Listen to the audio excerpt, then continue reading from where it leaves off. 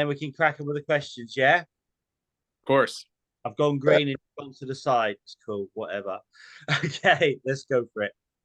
Hey, this is Sebastian from the Metal Gods Meltdown. Today, I have the pleasure to be joined by. Uh, Rad from Korrosive. I'm the vocalist. I'm Jack, and I play guitar. All right, man. I want to congratulate you on Total Apocalypse. I can't even say it. Toxic Apocalypse. It's a brutal thrash album that has been featured so many times in the albums of the year from 2022. How pleasing is this for you guys? Because it's your second album, isn't it? It is. Yes. So how pleasing has that been for you guys to have that being featured and Decibel magazine as well? That's correct. It's been a whirlwind. We really worked hard on the album, that being given and said and all that done. First album, Caustic Horrors, was well received considering it was our debut album, but I guess the stars aligned together, and all the hard work that Jack, myself, and the rest of our mates put in the album really paid off, and it is like very well received globally, not just in the US or Canada. It's like more and more people are now attuned and getting into the corrosive thrash metal. Yeah, totally, man. Because I came across you from just like viewing people's featured albums of the year. I'm an old school thrasher, back in the day when I had long hair. um, but yeah, man. And I just sort of like came across it. I was like, fuck me, this is amazing. So I got in contact with Asher Media, and honestly, yeah, it's brutal. It's killer. But can you answer me this though? If I knew nothing about Corrosive, how would you describe the band's music to me? Go ahead, Jack. I think the simplest terms for people to know, like even layman's people, Slayer with blast beats is the closest. We have a very like German and South American sound to us. We call ourselves extreme thrash metal because that's what we do. We take a lot of hindsight into thrash metal. So because thrash metal influenced a lot of the extreme metal genres like black metal, death metal, and grindcore, we take influences from those genres and put them like into thrash metal. So it's like reverse engineering thrash. We get the benefit of what came after thrash to make strictly thrash metal even heavier. Excellent. And you have been compared to thrash giants like Creator, and I can see Yeah. that with a bit of Sodom in there as well, man. That must be like amazing accolade for you guys. Oh, it is. Like comparisons to like the greatest bands of all time, like you said it, like Creator and Sodom. It's a great thing to hear when your fans say that, and for me especially, because like Sodom is one of my all-time favorite bands. Like Angel Ripper's like a hero of mine, and just to be in the same league, compared to same league, is just like a huge honor for us. Absolutely, guys. Honestly. So I love the video for Fatal Strike. Are you going to be releasing more like that? Because that's just like brutal and epic. I love it. Yes, but also no. Yeah, we're actually planning a music video right now, but that music video was like, okay, what can we do that's not going to cost a lot and it can be done very quickly? Yeah. Because the guy who shot it's a full-time cinematographer, and Uh-huh. he's like, shoot this music video, but I have to go shoot a movie. And we're like, okay, let's make it really simple then. Yeah. So we have ideas for another music video that we would like to have like actors and real visual effects going. So Yep, we're gonna go all out music video. That's all we can say about that. But it's gonna be very elaborate, is what I can say, and it's gonna be one for sure, right, Jack? yes, that's absolutely right. And the man who shot it, Michael Yari Davidson, he did the music video for Slaughter the Preacher off our first album. And We're like, yeah, this guy's it. The band photo in the album on our Bandcamp, like everywhere to promote this record, Toxic Apocalypse, was taken by him. He's photographed some of our live performances too. And we got something else coming up that he will be partaking in as well. So we're really close with him. He's really freaking good because he grew up playing in. He used to play in a thrash metal band back in the day. Cool. Yeah. That's epic, man. Okay, then. So, if you had to choose one track from the album today, which would be your favorite and why? Oh no. Jack, you go ahead. It's so this answer depends on what side of the bed I wake up on. You know what the weather is outside. I really like The Goddamned. It's a mid-tempo song. It's our second mid-tempo song, so it's like a sequel to our first one, which was Terminal Violence, and I think it's better in every way. I really like our opening track. It was the second song we wrote for the album, and it got our like feet off the ground. It's like, okay, we have one song written, and that was Fatal Strike. Then we wrote Into Necropolis. We're like, okay, these two, this is the direction we're going. Like, I just love the intensity of the album though. So you like the needle hits the groove, as it were. Show my age.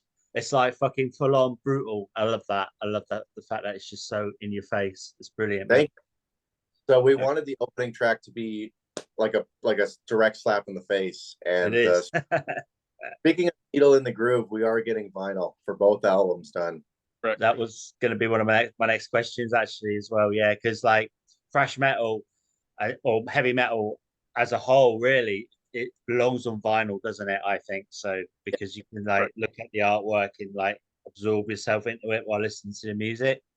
So how soon will it be that you're going to be putting it out onto vinyl then? For both albums, I believe, and it's going to be in the summer of this year. It depends on how fast the pressing goes. You know, due to COVID, a lot of pressing for vinyl is backed up to at least a year, and a lot of bands are still, waiting for their vinyl releases from even over a year and a half ago.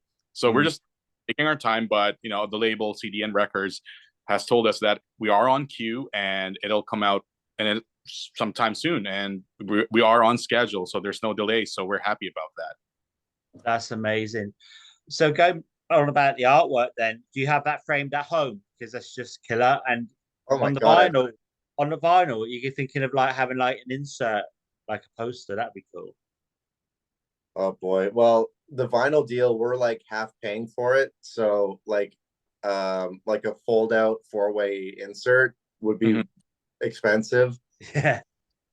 Like we're not like blasphemy. Like they could do that anytime they want, and they'll sell all their vinyl. But we don't like waiting around, which is why we released our album a year after our first. So right when we got the masters from Arthur Risk back, we immediately sent all the artwork and the files to be printed on vinyl. So no waiting around. So there is an insert. It's been a while since I've seen it, but yeah, I'm really looking forward to it. So vinyl's big, so you get that, it's poster-ish kind of thing. Yeah, that's true. Absolutely. So have you got it framed at home then, the albums? Oh, I'd love to. I would really love to. Same answer, and it's just like we're doing a lot of things, and nobody even thought about it until you brought it up. Like, oh yeah, why the fuck don't we have a poster of our own album cover on our wall? But just so we are getting flags. So we're having that done. So people can purchase it, or we can give it away, or we can hang it in our own studios. For fuck's sake! I didn't know that, so I'm hanging up in my room. Yeah, that'd be good, man. Well, it's like people walk into my where I live, and they're like, "Is this bloke having a midlife crisis?" Because I've got like all my album stuff and that up on the wall and that. You know what I mean? Fucking right. Love it. Never too old. Never too old to mosh, man. That's what I say. That's facts. It was Lemmy who said, "If you think you're too old for rock and roll, then you are." Absolutely, you never are, man. Never. All right. So, can you tell us your plans for the year, and are you hopeful? I mean, with the amount of media and that you're getting at the minute, are you hopeful to even get across the pond and come and see Harry? Oh no, Harry's over there, and you don't want to see Harry. Our plans for the year revolve around touring for the most part. We're lining up shows for across Canada outside of our own province of Ontario. We want to promote the album as best as possible. So we're, planning a tour from BC to PEI, Prince Edward Island for you guys over there, and everything in between. And then we're probably going to work on touring our neighbors down south, the United States, and even going further south, which is South America.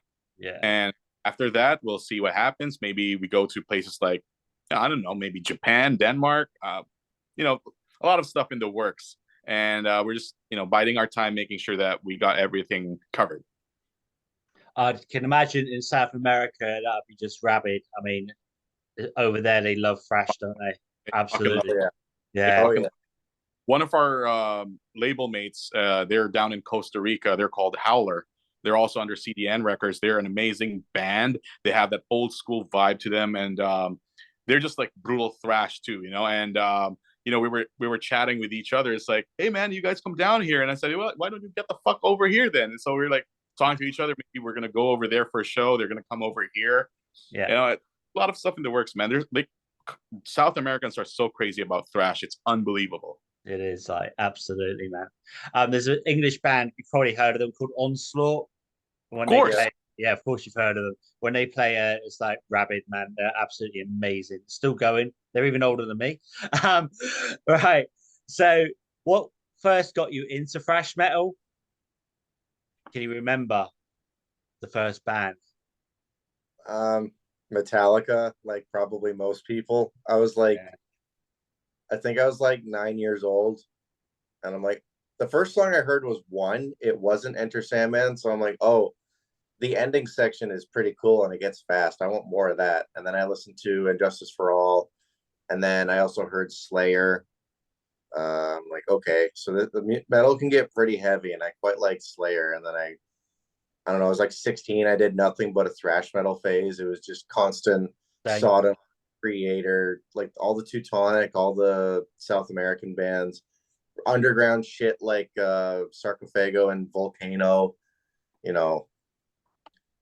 stuff like that. And like it kind of just evolved from there. Brilliant. Yeah, for me, my first experience with thrash, I think I was about 10 or 11. I remember like one distant cousin, he was playing pool in this like makeshift pool table, and he was playing something, and I said, what was that? And I was 10, 11, and it was like something clicked, and he was playing Slayer, Show No Mercy. I was like, this is amazing. As a kid, you grow up listening to your parents' music, and during that time I was listening to ABBA, Carpenters, whatever my mom was playing on cassette tape, and I didn't know shit about like metal music, let alone rock music. And I heard it, it was so fast, it was so brutal, I've never heard anything like it.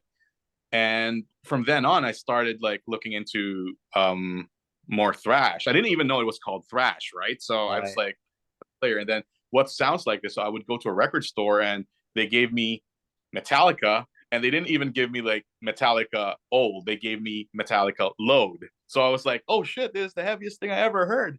And then then somebody else told me like you work your way back. So I got Kill 'Em All, then Ride the Lightning, then Master of Puppets, then Justice for All, then the Black Album. And then from then on I just started like looking to more thrash bands, and that was it for me. Like, I love thrash. I'm a thrash guy through and through, and Jack knows that too. It's like I love listening to all types of metal music, but thrash will always be ingrained with me.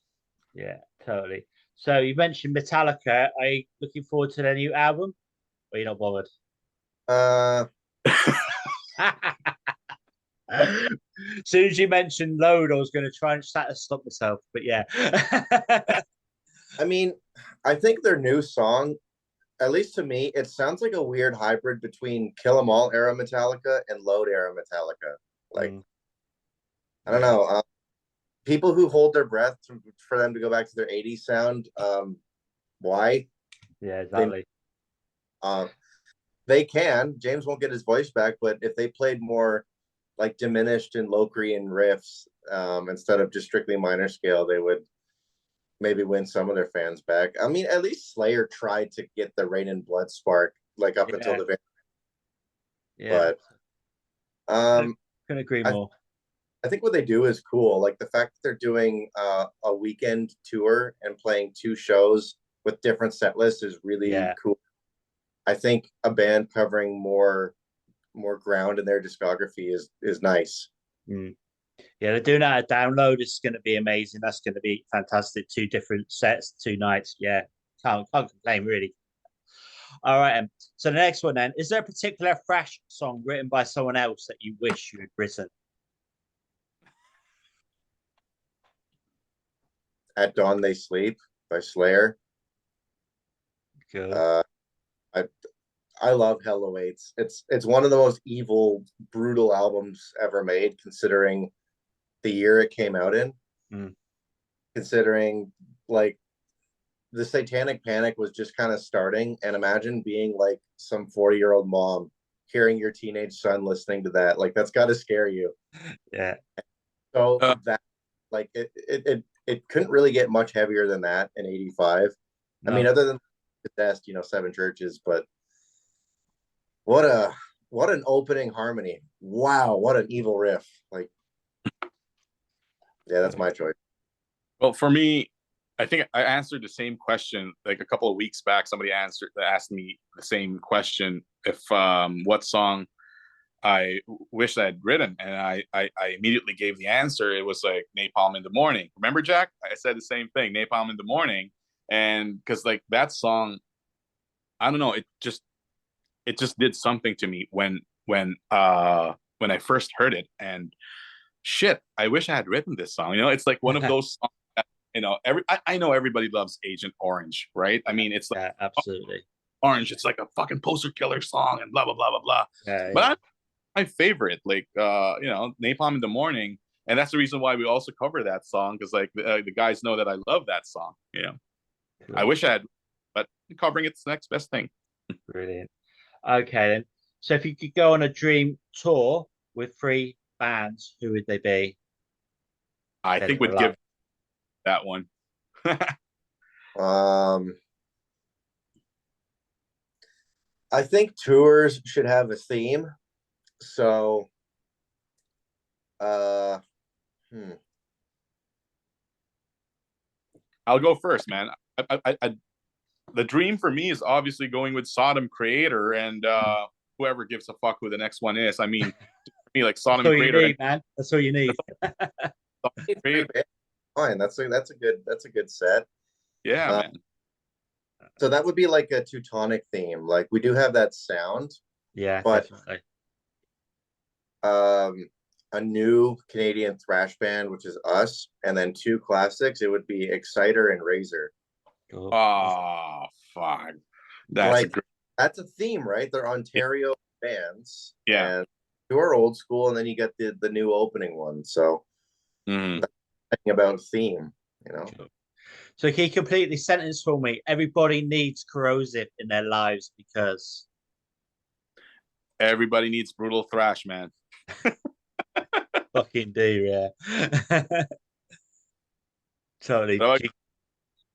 Do you agree, Jack? Yes, I do. I also believe thrash metal should have more blast beats. All right. So now it's like fast 5 questions, yeah. So the first thing that comes into your head. So the first one, favorite food?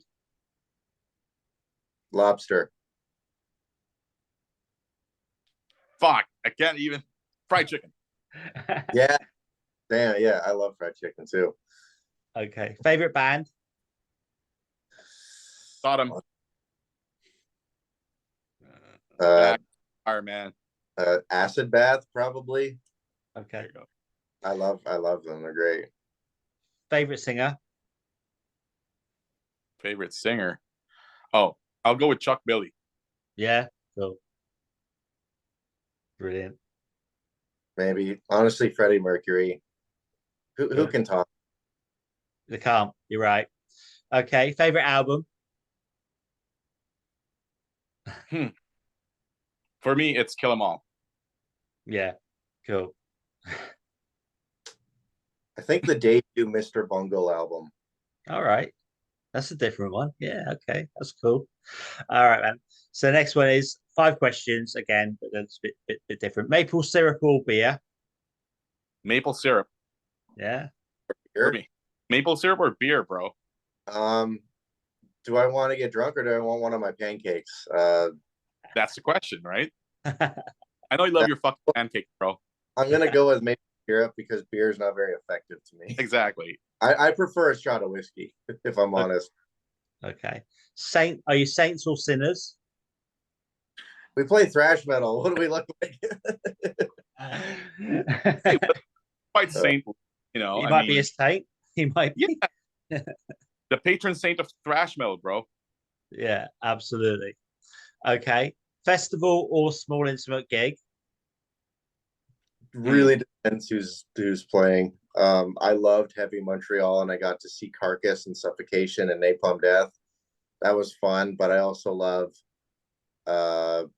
like a smaller, intimate venue where there's no barricade and you can just put your hand on the stage and run up and if you want. I actually agree with Jack. You know, it depends because like I've seen shows where, you know, it's a festival and, you know, audience members are just like fucking just like doing cross their arms and being, you know, attentive to the show and just like twiddling their thumbs on their fucking phones. But, you know, we've seen venues like they're small. Jack, remember that show in Ajax that we did? It was like a fucking basement, but we packed the place and everybody was just like going crazy. You know, sometimes, you know, we'd rather have that than play in a big show and just like people are just like, you know, just not paying attention. But it, like Jack said, it depends on the, you know, the show itself because we can have both worlds. It just depends, you know. Yeah, I mean, if you're on a mobile phone at a fresh gig, what's wrong with you, man? That's all I can say. You know what I mean? I mean, that's fine unless you're, you know, you just got to tag us in it and then like tell them that for not showing up. Like, you know, there's nothing wrong with using your phone at a show as long as you use it for good, you know. Fair comment. I'll let you have that one.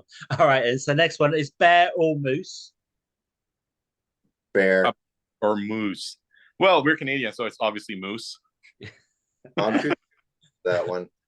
And the final one is Justin Trudeau or Kermit the Frog.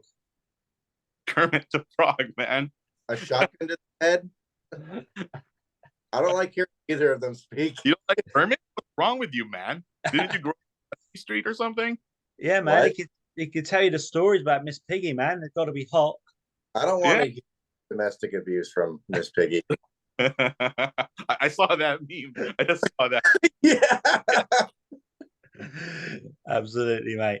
All right. I want to thank you so much for your time today. And thanks for your patience with the Zoom. Do you have any final words for your fans, our viewers, and listeners? Razor, April 29th, if you're in Toronto, go to that show. Some big's happening. Yep. Brilliant. And just so you know, Korrosive is working on new music as well. We're a fucking train that won't stop, and we're going to be working on new music. So you fuckers better be watching out for that shit, man. Excellent. That was going to be one of my questions because, of course, you've released an album last 2 years. So this year's going to be another one then, obviously, yeah? We're hoping we're hoping to release a Blu-ray with live concert footage, documentaries, and our music videos. And we're hoping in 2024, album number 3. Yeah. Excellent, guys. Well, thank you for your time. Hopefully we'll catch you over here or somewhere. Take care, guys. Thank you. Have a good one. Cheers. Thank you. Bye-bye. Bye. Bye.